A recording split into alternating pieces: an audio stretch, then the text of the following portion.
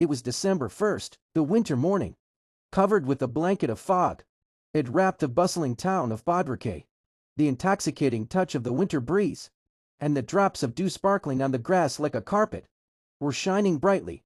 Everyone was busy with their own. No one seemed to care about that winter morning.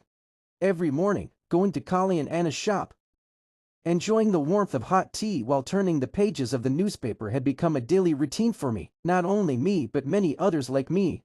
While sipping tea, discussions would go on from paddy fields to drains. Nothing was left out of the conversation. In the middle of this casual conversation, someone suddenly said that a dead body was lying a short distance from Bodpur station. The head and torso had been separated.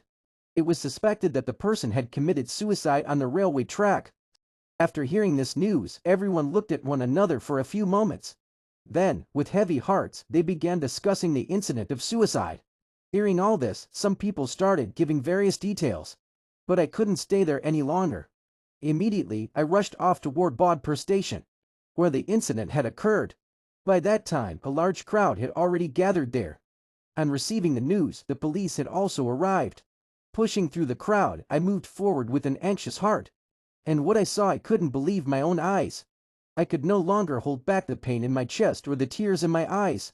The blood-soaked head had been thrown to the other side of the railway track, while the severed body lay scattered toward the metal and gravel road beside the tracks. He was wearing jeans and a t-shirt. From the pocket of the pants he was wearing, the police recovered a purse and a handwritten note.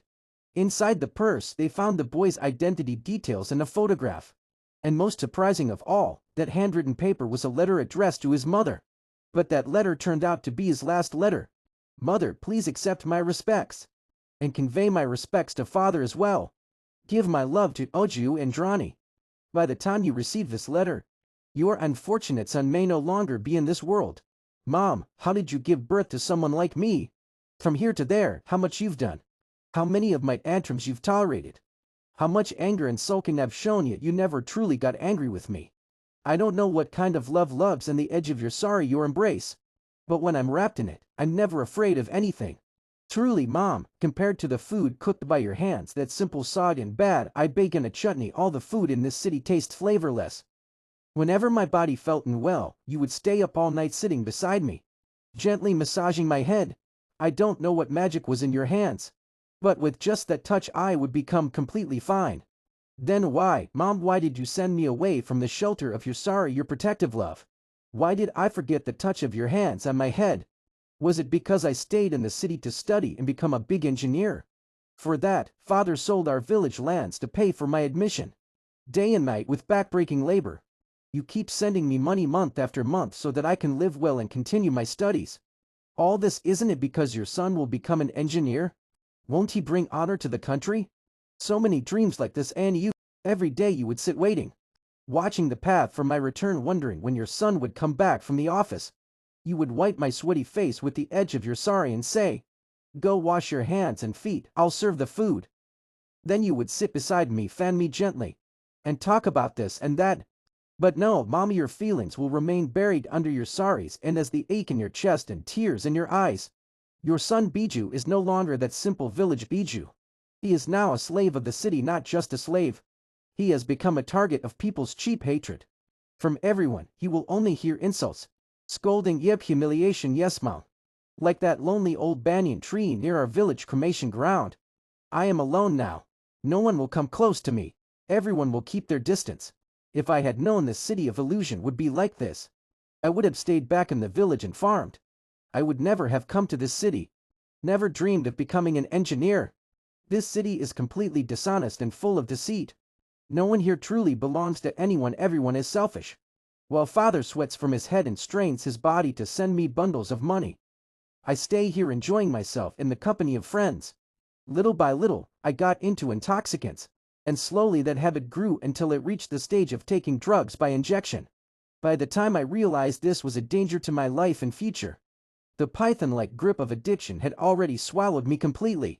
I had no path left to come out of the world of drugs. Because of this, my studies also suffered. Semester after semester, I kept getting backlogs. Between academics on one side and the whirlpool of addiction on the other, I got trapped like a helpless Abhimanyu in the Chakravyuh. Suddenly my health worsened, and I couldn't even get up from the bed. My friends took me to the hospital. Treatment started and a blood sample was sent for testing. From the results, it was found that I am HIV positive. A moment after hearing this report, it felt like the sky had torn apart over my head, and the ground slipped away from beneath my feet. The friends who had brought me to the hospital stopped coming back, making different excuses. I was lying there alone in that corridor.